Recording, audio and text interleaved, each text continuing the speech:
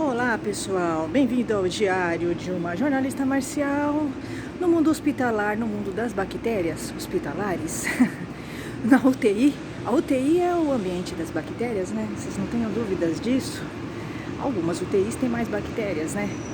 É o mundo bacteriológico das bactérias, dos vírus. Gente, assim, a gente aprende bastante coisa, tá? Estando nessa posição. O que eu diria para vocês, depois de ter passado assim 4 meses, estar com um pai numa UTI,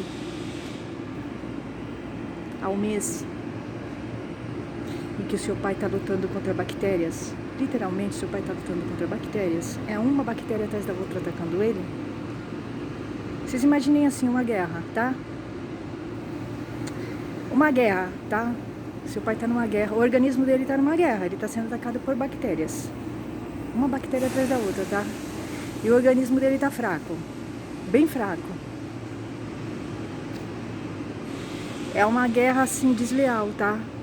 É uma guerra desleal. E é uma bactéria atacando, é uma atrás da outra, tá?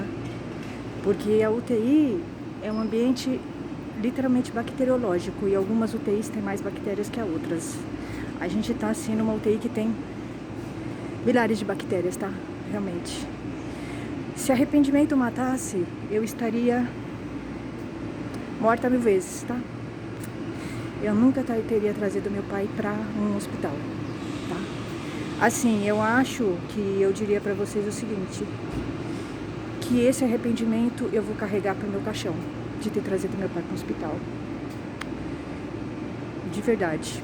Se voltasse no tempo, eu não teria trazido meu pai para um hospital, eu teria deixado ele em casa. Porque a doença de base dele, graças a Deus, está estacionada. Né? A gente descobriu que a doença de base dele está estacionada.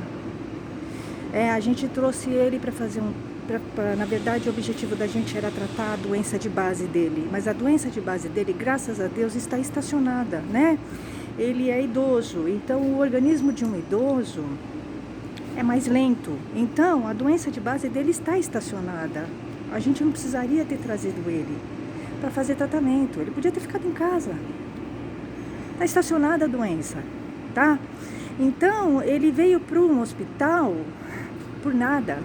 E ele está sendo atacado por uma coisa que a gente acabou jogando ele, né? A gente jogou ele no hospital e ele acabou adquirindo, né? É um problema no hospital. É um problema do hospital, as bactérias. As bactérias são do hospital. Ele não tinha isso. Se tivesse em casa, ele não estava sendo atacado por bactérias, porque são bactérias hospitalares, né? Então é muito revoltante, eu não sei explicar para vocês.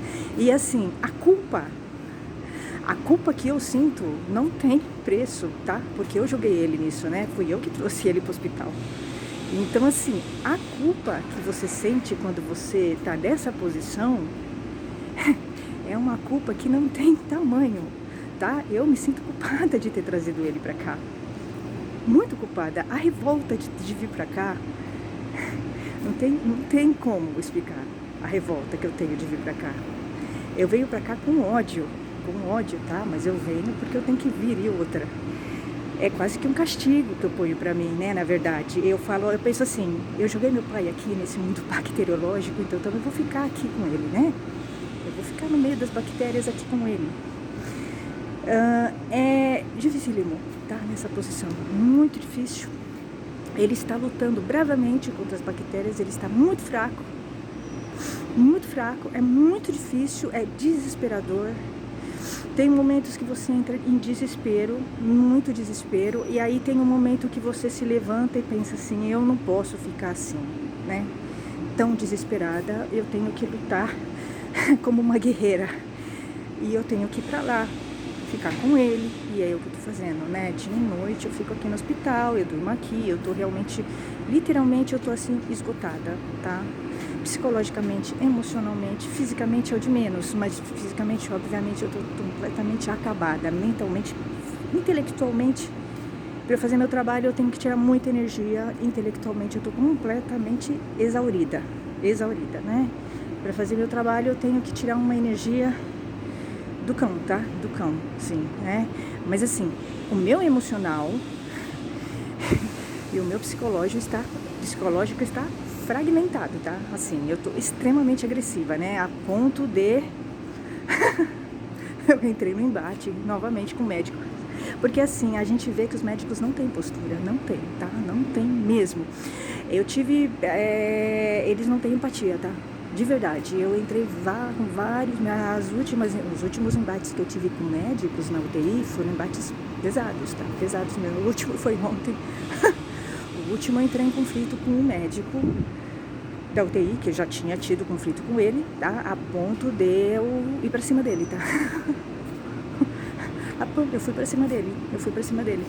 Porque depois ele veio conversar comigo, a gente entrou num acordo, porque afinal de contas ele tá cuidando do meu pai, entende? Então assim, eu não posso amacetar ele. Bem ou mal ele tá dando remédio e meu pai tá melhorando, tá? Quer dizer, tá estável, mas assim, ele tá sendo atacado por bactérias. Eu não sei até quando, né? Ele vai resistir. É desesperador, né? É uma coisa assim, desesperadora, tá? Só o divino. Só o divino.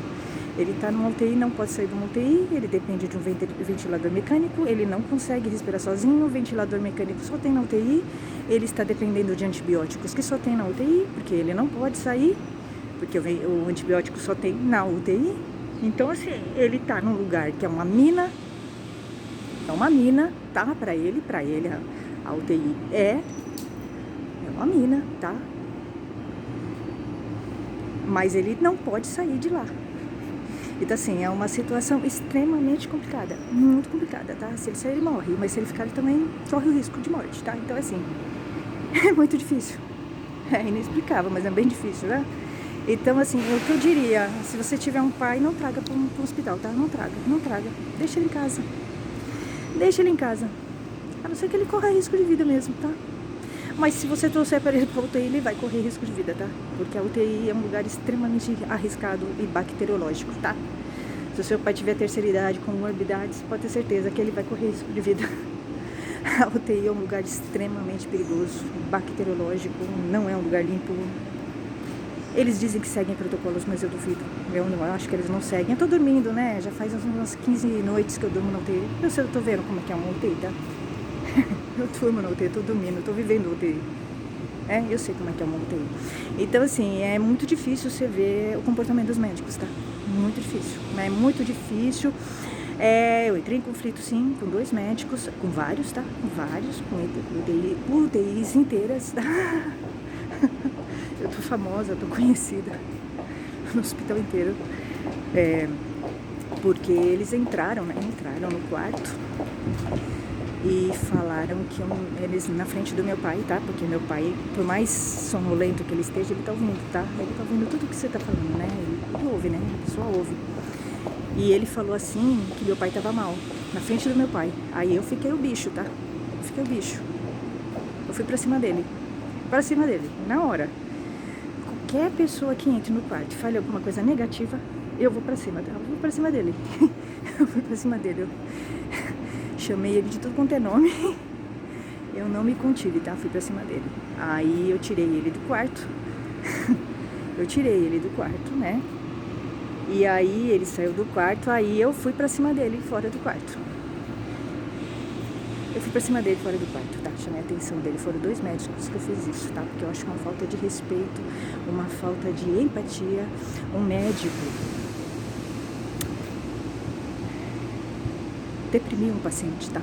Um paciente que já tá deprimido, né? Porque o emocional do paciente é importante, tá? Então, assim, você falar coisas negativas sem autorização do familiar, você tem que falar. Se o familiar autorizar, tudo bem. Se o familiar não autorizar, não pode falar. É uma questão de ética, né?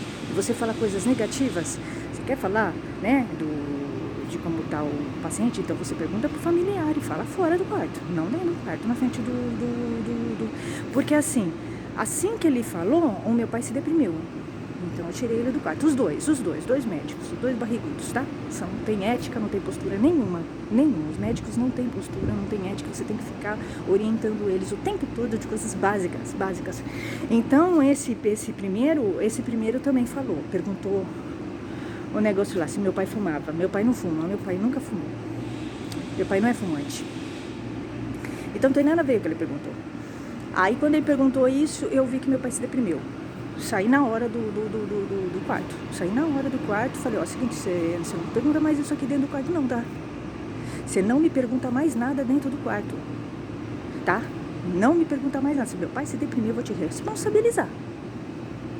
Não me pergunte mais nada dentro do quarto. Falar de caso do meu pai é fora. Você tá ouvindo? Médico grandão, olhando pra mim e eu olhando pra ele. Você não me pergunte, mas você tá proibido de falar do caso do meu pai na frente do meu pai. Você tá ouvindo, né? Ele ficou quieto, falou, tá certo.